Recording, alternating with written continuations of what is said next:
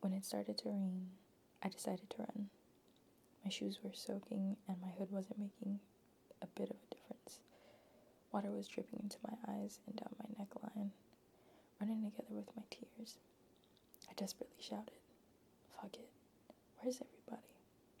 Then I heard a motor behind me. I turned around and saw a single headlight coming fast toward me. A motorcycle was going far too quickly on the wet, dark street, spraying plumes of water to get to the side. I jumped out of the way to avoid getting drenched. I was about to yell after it when the bike's rear brake light lit up. The bike had actually stopped. The driver turned and I ran forward, waving gratefully. Brushing my wet hair off of my forehead and gasping for breath, I looked at my savior. It was hard to tell because the biker's face was hidden by a black helmet with a shaded visor, but it seemed to be a tall man with a black leather outfit on. I was exhausted, completely out of breath and shaking all over. "I'm sorry to bother you, but can you give me a ride?" There was a brief silence. Then a voice answered, muffled inside the helmet, and a bit breathless and hesitant. "Sure. Where are you trying to go?" "I need to get to Avonmore, but if you're not going that far, that's okay. I really just need to get to a phone." Another long pause. "I can take you to Avonmore. It's on my way. Hop on." He reached out to me, and when I took his hand, he twitched, as if he'd been zapped by a shock. I raised my eyebrows and paused, expecting him to explain, but all he said impatiently was, "Come on, get on the bike." Relieved to be on my way to Alice and Rory's cozy little cottage, I swung my leg over the bike, settled onto the seat, and grabbed hold of the unknown driver. He revved the motor, which was powerful, that we almost started to fly. Oh, great, I thought. This guy's insane. I wasn't even wearing a helmet, and he was racing along the dark, wet road at an unbelievable speed. After the first few minutes, though, I seemed to have used up all my adrenaline and somehow managed to get over my fear of death. I held on to his wet leather jacket with all my might.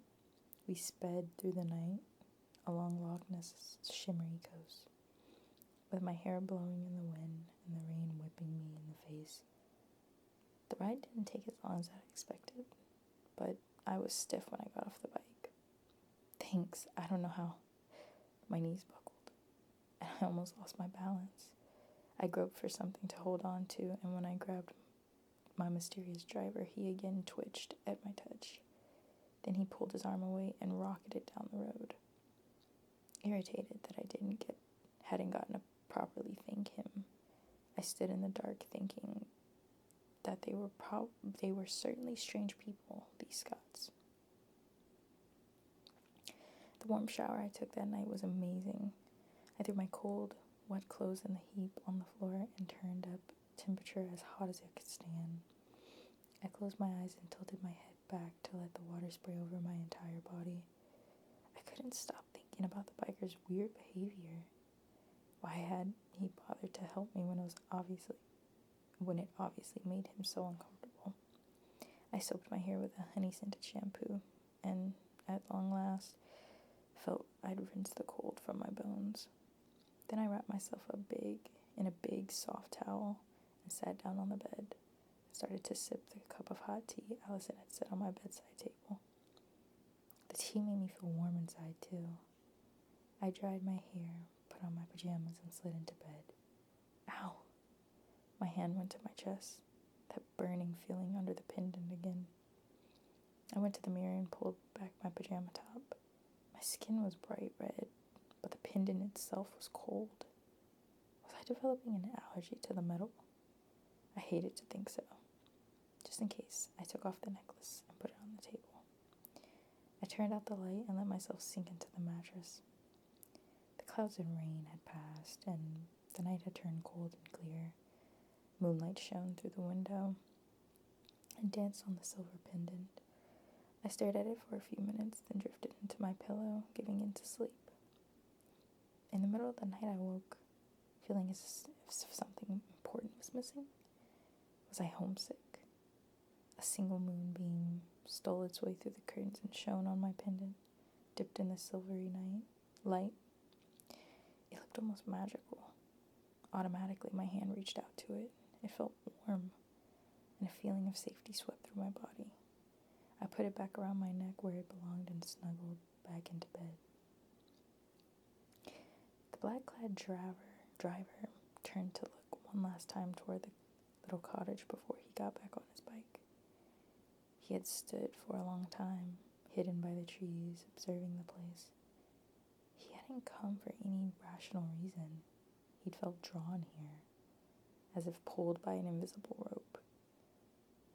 The need so great it was impossible to ignore. No one had seen him standing in front of the dark windows, and he had wanted to stay, but eventually he could no longer bear the pain, and he had to go. As he got further away from the even more, the pain faded. The burning feeling died down, and Peyton could finally breathe normally again. However, a dull emptiness remained, and it didn't disappear when he had turned off the main road 2 hours later and reached his home. Both his brothers Blair and Sean were still awake, playing a game of chess in the living room. The chessboard was set up on the table of ebony and ivory, appropriate for the game of kings, and his brothers sat opposite each other in the chairs that were just as elegant as thrones. Blair wasn't known in the family as a big intellect, but it was hard for anyone to beat him at chess. In fact, some of the games the brothers played took several days. This match had already been going on for hours. Thankfully, it was in their nature not to need much sleep. "What's wrong with you?" Sean said to Peyton while playing his bishop. Sean didn't even need to look at him to know something was off. "Nothing. Everything's fine," Peyton replied. The last thing he wanted to do was start a discussion with the clan. Sean arched an eyebrow and opened his mouth as if he's about to pose another question, but Peyton raised his hand in warning. "I said, it's nothing. Just leave me alone." For a few seconds, the two of them stared at each other. Then Sean shrugged and went back to his game.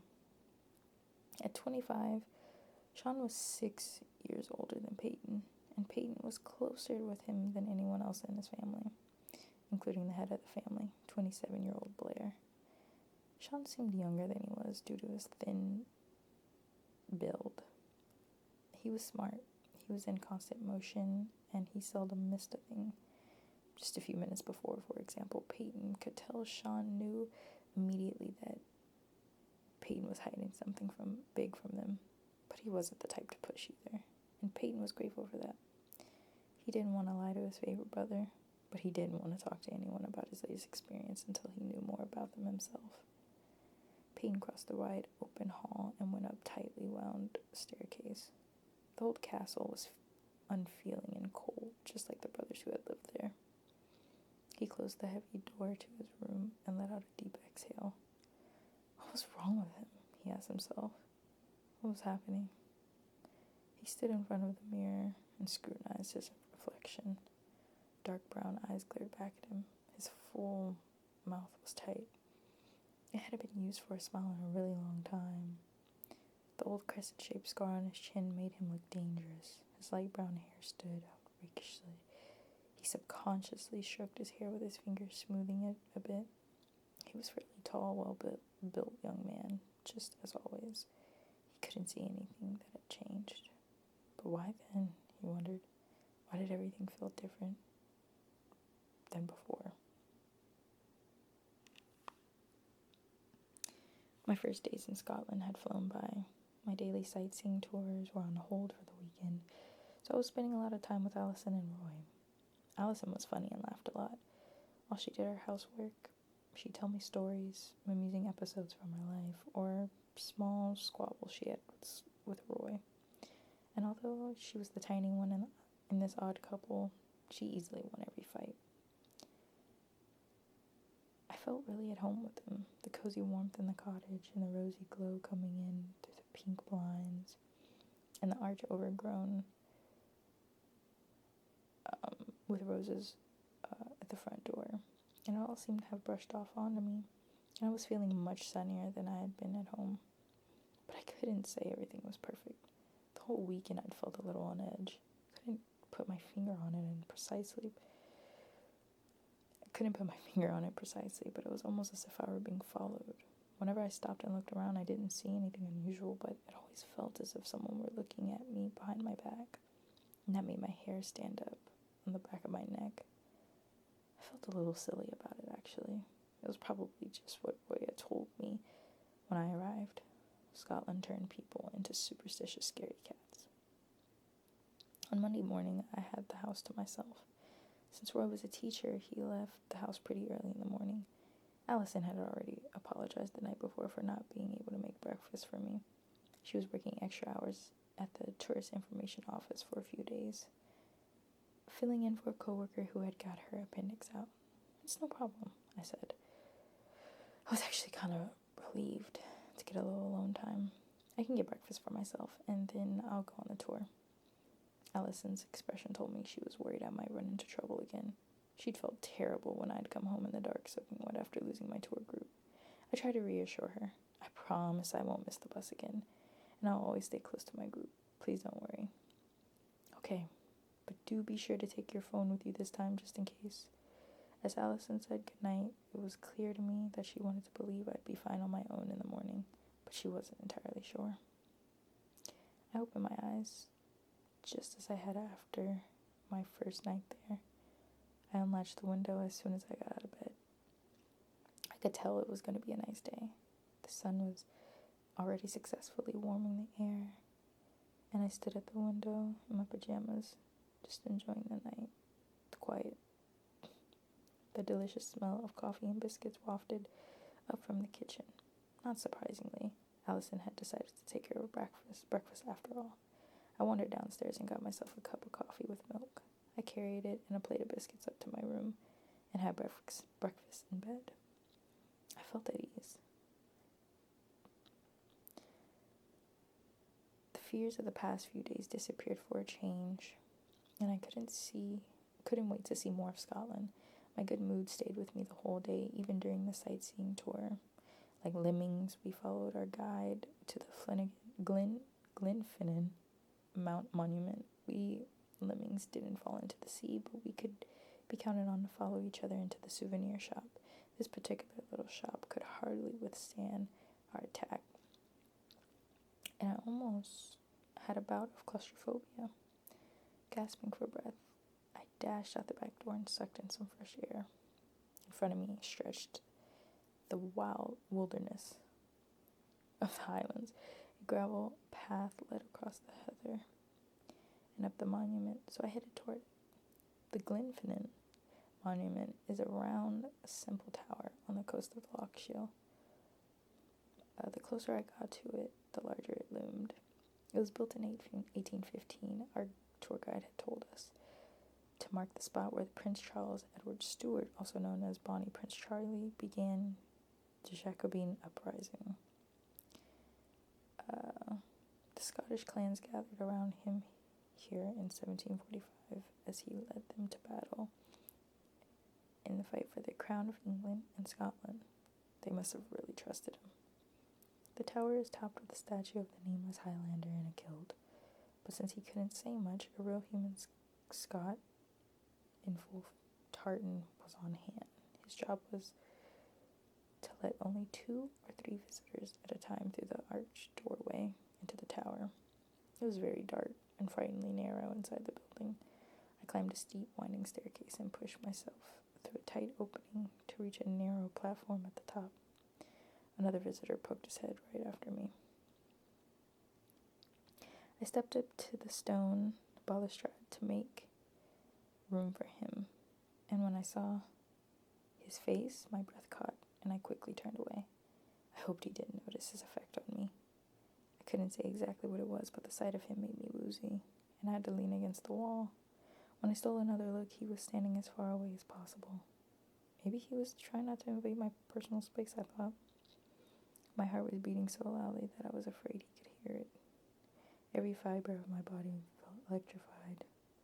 I'd only looked at him briefly, and yet his image had burned itself into my memory. He seemed a little older than me. He was quite a bit taller. His short hair was ruffled, as if he'd just woken up from a dream. His hair was brown, but single strands were lighter, and they stood out like golden sparks. He was wearing a black cargo pants and a dark gray button-down shirt over a white t-shirt. Despite the distance between us, he kept looking at me. Even when I turned, I felt his gaze drilling into my back.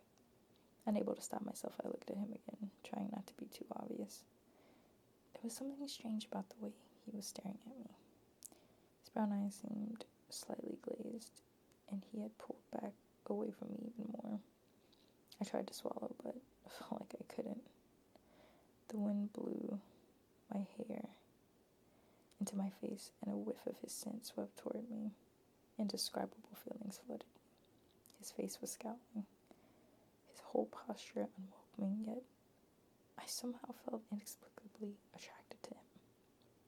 The silence at the top of the tower stretched out. "Come on, Sam," I said to myself. "Regain your composure." I had to take a deep breath and then another before I could even think about starting a conversation. I turned slightly toward him and pointed at the lock shield in front of us. The sky and even the surface of the water melded seamlessly with the surrounding hills. Seemed to be watchmen. "Beautiful, isn't it?" I asked with a weak voice. He looked past me, took a deep breath, and answered with an equally pressed voice. "Yes, beautiful." His intense, unfathomable look held me tight in its grasp, and his voice almost physically touched me. I wanted to ask whether he meant the view was beautiful or something else. He spoke again and seemed to be waiting for an answer, but I was still so dazed by his first words that I couldn't hear what he said. "What? Sorry, I couldn't hear you." "I didn't hear you." "Peyton," I said. "I'm Peyton, and you?" "Sam. Actually, Samantha, but everyone calls me Sam." I seemed to be squeaking rather than speaking. My knees had turned to chocolate pudding, and my voice was giving up on me. God, I wonder what would Lisa back home say to such pitiful behavior. The embarrassment got even worse. While I was musing about chocolate pudding and squeaking, I missed the next thing he said. Sure, he had a Scottish accent, but it hadn't given me trouble before. He probably thought I was a complete idiot. There I was, standing in the tight quarters of the famous tower, with a boy who was obviously getting to me. And although we were speaking the same language, I couldn't understand a word. Thankfully, I thought this would soon be over. I seriously doubted he was interested in me.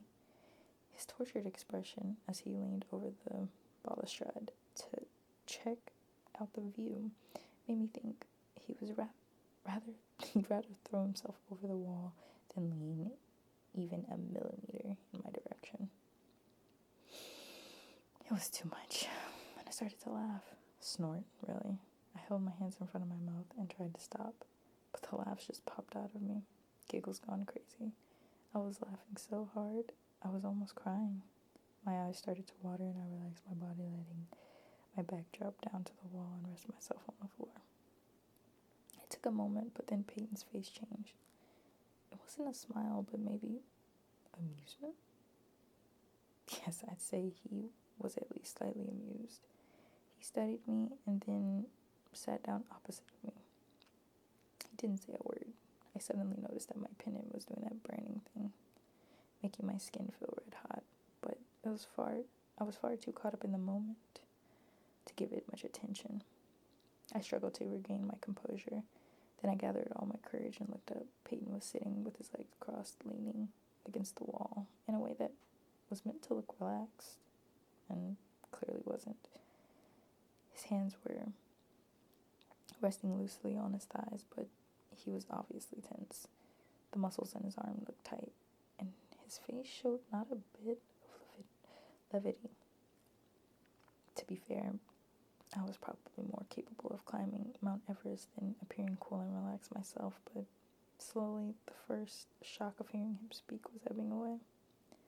All of a sudden I felt scared. If I let the moment pass, he'd get up and go away. The thought was awful. Although I still couldn't say what made me so drawn to him, I knew something special was happening. Peyton was attractive, despite a prominent scar on his chin, but I didn't think his looks were all there was to it. After all, I had avoided Ryan Baker's hotness for years. Plus, Ryan has a ready smile and open personality. Oh, and he flirted with every girl. Peyton, on the other hand, showed little expression, and he definitely wasn't hitting on me. I decided I'd have to take the first step, because if I didn't, it didn't seem as if Peyton were going to make a move. I looked directly into his eyes, and I felt like I could see pain and desperation in the depths of his being. Then he blinked, and it seemed as if a dense Scottish fog came in, smoothly covering up the feelings he'd revealed. They were just seconds before. "Are you alright?" Peyton asked carefully. "Yes, thanks. I'm fine now." I searched my adult brain for a good excuse for my laughing fit. I haven't had anything to eat in hours, and I was feeling a bit dizzy. I slid onto the wall, and for some reason that seemed hilarious. Sorry if I seemed crazy. He nodded briefly, but didn't ask anything else. "I could tell you something about the monument," he finally said timidly, "if you would rather stay seated for a moment." "That would be great." I was going to read the history display at the back of the souvenir shop, but I couldn't stand the crowd in there. I hate these tourists. They're all like vultures circling around everything of interest and ruining it for those of us who live here. Hey now, I'm one of those vultures, you know. I pretended to be upset. I noticed that, but you seem to have fallen out of the nest somehow. Little vulture fledgling. I laughed, a little more natural with him now. I had at least reached base camp on the Mount Everest of total calm. I thought you were going to tell me something about the tower. If you're going to just rant about us obnoxious tourists, I'll have to go back to the visitor center and listen to all the historical information there. And I'll listen to it in 4 different languages simultaneously. I would be very surprised if you could understand 4 languages, he countered, since you weren't even able to answer my questions in one language. I blushed and threw him a mock, angry look. Very funny. To be honest, I haven't had this much fun in ages. Then you really must lead a boring life. His expression darkened, and he looked past me, staring into the sky. He rifled his fingers through his hair and took a breath. Then in a neutral voice, he started to tell me about the place. The Glenfinnan Monument was built in 1815 to mark the place where Prince Charles Stuart's standard was raised. That's kind of a large flag. The Jacobite rising, right? Yes, exactly. My sincere interest in the topic seemed to chase away some of his bad mood, and he kept going with much more enthusiasm. That was in 1745. Charles came from France and landed on the Western Isles. From there, he rode to the coast, slightly to the west of here. Payne's way of speaking seemed a little old-fashioned, almost from another time, but I figured it must be a Scottish dialect I wasn't familiar yet. He got up and gestured in the direction of the slowly setting sun. I got off the floor too and stood beside him. He immediately stepped back and motioned past me. "Look there. Look there." A fawn down on the banks of the lake seemed to be looking directly at us. Its pointed, swiveled, ears swiveled, listening in all directions, before it lowered its head and drank the clear water. The soft movement of the muzzle spread wide ripples across the surface, breaking the golden lake into a million tiny pieces. I was enchanted. The last warmth of the day started to creep through my thin chambray shirt, while spots of light danced in front of my eyes and a gentle breeze danced softly over my skin. Peyton gasped, startled. I turned toward him. His face was white, and he was clutching the balustrade. "What's wrong?" "Nothing. Come on, we should go back down now." Peyton seemed to be doing better, so I tried to put it out of my mind. I saw why he thought it was time to leave. A crowd of people was streaming along the narrow path toward the tower. Peyton pointed at the tight opening of the staircase, motioning for me to go ahead. But the idea of squeezing myself down onto the steep steps that I couldn't see made me nervous. I reached out for Peyton to steady myself. Our fingertips had hardly touched when he yanked his hand back. I took a deep breath and let out a strange sound. Oh, he took a deep breath and let out a strange sound. Ay, friend. Dang it. Ay, friend. Wait, let's let it say it for me.